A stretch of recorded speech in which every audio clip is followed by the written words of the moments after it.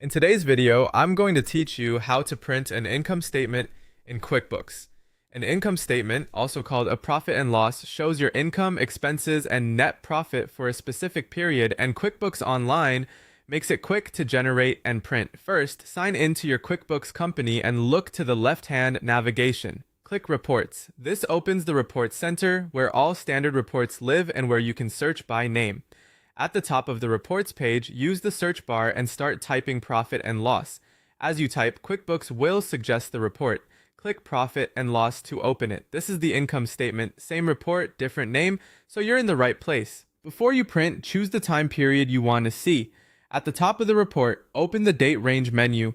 You can pick this month to see current month activity to date, last month to review the prior month, or this year to view year-to-date performance. If you need a specific window, like a quarter, a project timeline, or any custom start and end dates, select Custom Date and enter the range that fits your needs.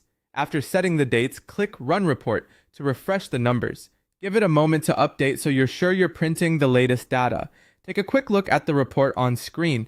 You'll see income at the top, followed by costs and expenses with net income at the bottom. If the page looks empty, double check the date range. Transactions outside your selected dates won't appear. Scrolling through now helps you catch anything that needs attention before you print. Now you're ready to print. In the upper right of the report, click the printer icon to open your browser's print preview. From there, choose your printer, set the number of copies, and adjust options such as orientation or scaling if the columns look tight. If the right edge looks cut off, try landscape orientation or fit to page. If you prefer a clean, shareable file, you can also export first.